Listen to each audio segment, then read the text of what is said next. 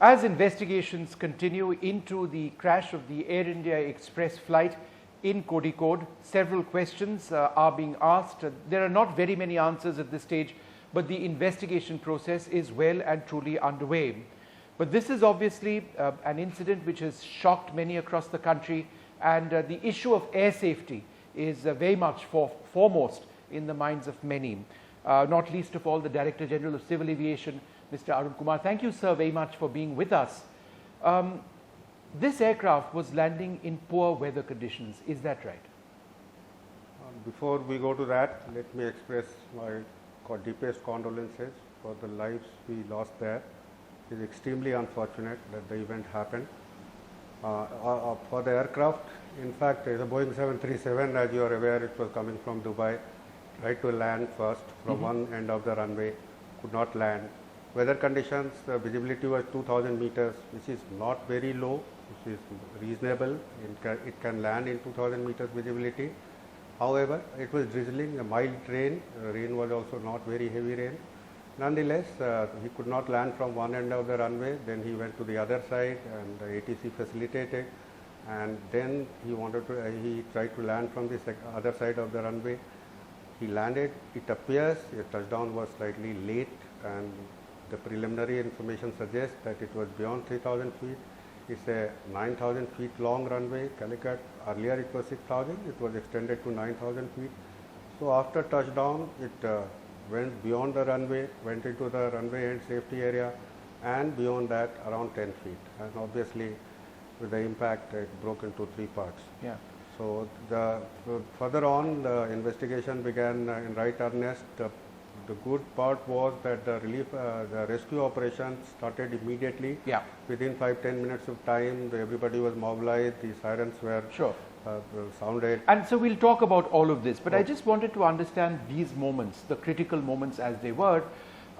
There must have been very active communication between air traffic control and the aircraft. Correct. Was there ever a signal from ATC to this aircraft to go around, or that he'd landed late? Basically, the second time, the ATC was briefing the commander about the weather conditions, and it is up to the commander. The call is to be taken by the commander whether to go around or to land. So the commander took the call of landing, and thereafter this incident happened. And so there was a tailwind component as well. Yeah. Did air traffic control alert the pilot on this? Absolutely. As per our information and the ATC transcript that will be available, that is available. So the ATC informed about the tailwind condition, and that was within permissible limits. What do you remember offhand what the tailwind was? I don't. I know, but I think I will not like to say at this point in time. Right. And so there was a constant process of communication between Absolutely. the ATC and the thing. When the aircraft touched down, to the best of your knowledge, sir, did the air traffic controller alert the pilot on him landing far down the strip as opposed to the ideal landing zone? In fact, ATC, when he saw, that is what the information we have, when they saw that the touchdown was slightly late, alerted the aircraft rescue firefighters, and they rushed the vehicle immediately, and they followed the aircraft, and after that the rescue relief operation, they saw the aircraft going down. Thereafter the alarm was sounded, emergency was declared, and the rest things followed.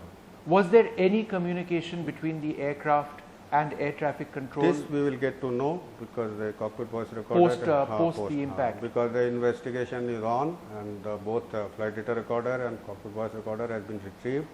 They have been brought to Delhi, and the Aircraft Accident Investigation Bureau will be looking into this, and then we will be able to ascertain. Right. And tell us a little bit more about what you were talking about, the rescuers. The fact that within 10 minutes people were alerted. Who were these rescuers? There was the CISF, there was the Airports Authority of India as well. Tell us a little bit about how that process worked. In fact, the moment, as I mentioned earlier, ATC noted that there is some problem, there is a late touchdown. It alerted the aircraft rescue personnel, and Calicut Airport, because it's an international airport, it has very good facilities, and in fact their ARFF vehicle, they have very good firefighting equipments and fire equipments. So all these were mobilized immediately because there was a fear that the aircraft may catch fire. So that is also an important issue. So with all this and the CISF, everybody was mobilized, and the local administration also came in. The collector and the local officials were also on the site very shortly. And in fact, it was dark, it was raining a little bit, so it took some time for half an hour to 1 hour. But immediately some people were rescued, and one by one they were brought out of the aircraft. Yeah. And sir, in those initial moments, is there anything else that you can share with us? Was there perhaps an attempt by the pilot to take off again? We cannot be too sure on that, because still it is in the realm of investigation. At the moment the aircraft, the flight data recorder and cockpit voice recorder are decoded, probably we will get to know the real And facts. so just the recovery process of the flight data recorder and the cockpit voice recorder, was that very challenging? And could you tell us the process that now happens? No, not really, because obviously some part of the aircraft was cut and all. So even some people were trapped, and even for removing them, certain part, particularly in the frontal part of the aircraft, some cutting was done, and they were retrieved. And so what happens to the FDR and the cockpit voice recorder now? They're being brought to Delhi, or they are in Delhi now? They are with the Aircraft Accident Investigation Bureau. They are the designated agency. They are the independent separate agency designated by the Government of India to investigate aircraft incidents, accidents in particular. Now they, in consultation with the NTSB of United States of America, the state of manufacture for the aircraft, that is Boeing, even with an investigation team from Boeing, in consultation with both these agencies, they will investigate and they will come to a finding. And how soon will the Boeing team be here, sir? My latest information that I have, that next week we are expecting an advance team to land here. Okay, and how soon do you expect the report to come out itself, since you have the data available to you? In fact, I am not the right person to comment on that.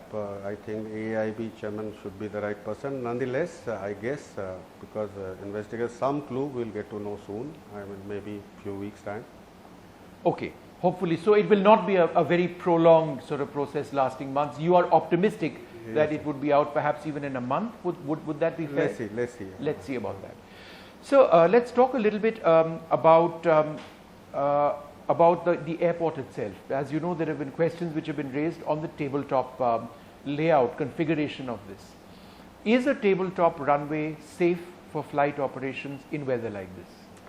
Tabletop runway, yes, that is a question that needs to be answered, because tabletop runway basically, as I have stated in some other places also, it is not an Indian innovation. There are tabletop runway all over the world, even in United States of America, Europe.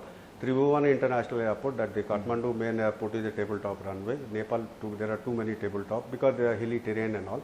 So it depends on the terrain, it depends on the topography of the place. You have tabletop runway. Why do you have a tabletop runway? Because you don't have flat land required for creating a runway. Now in Calicut, in this particular case, this runway is reasonably long. Why I say so? Because it's 9,000 feet. After some portion of the runway, which were surrendered to completely implement the findings from the Mangalore air crash tragedy, because that time Mangalore air crash, the investigation team had cautioned about this tabletop runway, and they said that it does not have adequate RESA, that is runway end safety area. So that, so for that the land was to be procured, but unfortunately because of circumstances, there is a basti there and 1500 families are living, and also land could not be procured. So certain part of the runway was cut out, that is 150 meters from the 2850 meter, that is the original length of the runway of the Calicut. Now this runway originally was 6,000 feet, but when it became international airport, it was extended to 9,000 feet or so, to 2850. 2850, 150 was removed, and this runway end area, safety area was created. Now apart from that, one of the other recommendation, important recommendation from that safe finding, that committee report, was strengthening of the runway. Strengthening means the payment classification number, which is the categorization of the runway strength on which the heavier aircraft can land. So that was also upgraded, for which the recarpeting and other things, strengthening work was done by Airport Authority of India. Which year was this? This all happened in 2016. So prior to that, some wide body operations was done, but since those findings were not complied with, so it was started and PCN was improved. Then this runway end extended area of the safety area was carved out. Now, with that we are left with 2,700 meters of length, which is translate to around 9,000 feet. Now 9,000 feet is a Code D airport, because for a Code C, primarily the whole world, most of the aircraft are Code C. As you are aware, Airbus 320, Boeing 737. And that's the duration of the runway which defines that's the length of the runway. Right. I beg your pardon. Length of the runway, that is the categorization global. This is NX 14 of ICAO, right, that lays down the standards. Now in this particular case, Code D this runway was. So now we started wide body operation sometime in July, August 2018. So for starting, I think ICAO Doc 9981, that lays down procedure. Basically, what do you do? If your runway is not big enough, for example, if you have a 12,000 feet runway, like say in Kannur, say in Chandigarh, then you can have wide body operation from there. But if you don't have, there are other ways of doing it. They are called you have to do a safety assessment. You have to design your mitigation measures. Basically, it's again designing your flight procedures. Flight procedures means that your maximum takeoff weight is to be regulated. For example, for different type of wide body aircraft, you put a restriction that not more than 224 tons, 228 tons, 260 tons. I think that's the highest for Boeing 777-20 LR. Now with all this, procedures were redefined, redesigned and put in place, and wide body operation was allowed from this airport. Now coming to the main story of tabletop runways, because there are 5 in India at this point of time, and I have earlier stated it's not an Indian innovation. 5 includes, one obviously was Mangalore, the other one Calicut, then Shimla, then Gangtok, and one Lengpui, that's Mizoram I think. So all these 5 tabletop runways. So you cannot abandon a runway just like it. You have to find ways to operate that runway, as you have to put safety systems in place. Your safety management system should be robust, and you should have sufficient mitigation measures, which has been done by the airport.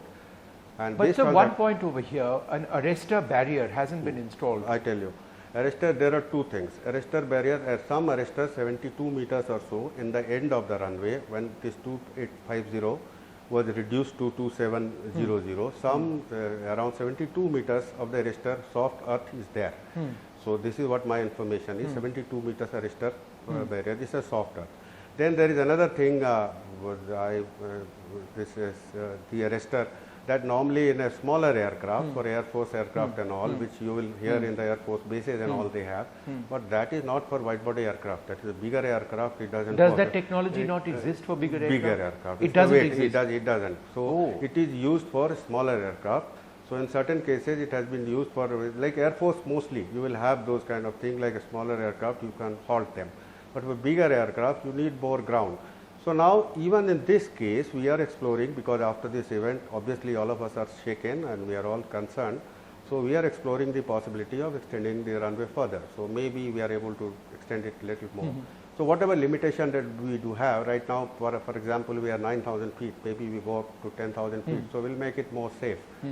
So, but for this narrow body aircraft, this airport is absolutely fine, and the aircraft which crashed was, I think, Boeing 737 2006 vintage.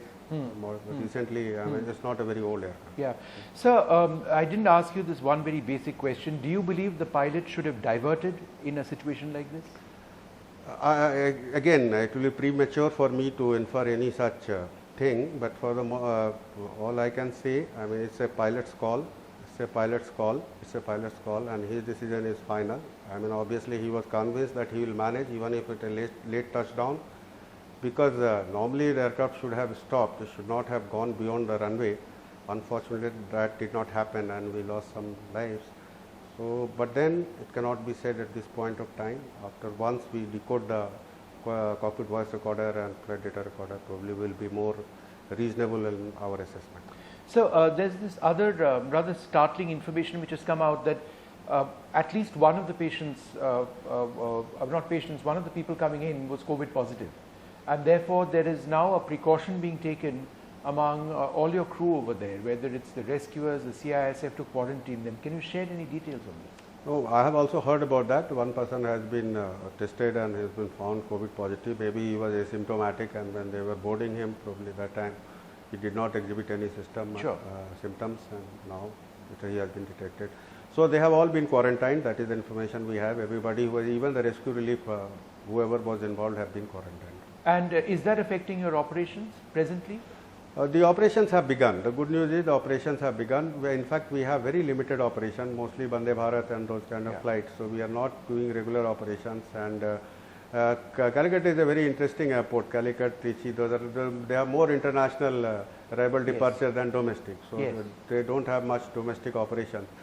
So the airport is functional and it is operational. Okay, just one or two more questions. At a time like this, you know, when pilots aren't flying very much for obvious reasons, COVID, when it comes to air safety, is this an area that you're really concerned about now? Because pilots don't have, you know, they aren't at the controls for as long as they normally are. Simulator experience is not quite the same. Is this something you are constantly looking out for? Safety standards? In fact, not us only. In fact, ICAO is extremely concerned, and on a daily basis almost we interact with International Civil Aviation Organization. Their Bangkok regional office coordinates the activities, and for COVID all over the world. So the international standards are set up, and the pilots have to undergo COVID test, and all precautions have to be taken and have to be more careful. There is a risk, there is a hazard which cannot be denied. So these are tough times for all of us, pilots also and others also. So it's been wonderful speaking to you, and thank you for bringing clarity to this issue on so many areas. Obviously, it's a huge national concern, air safety, and we can only pray for those souls who were lost in this terrible crash. But obviously, the process of investigation is transparent, and we hope that it comes out with some very firm findings. That's all the time we have for this interview. It's time for this short break.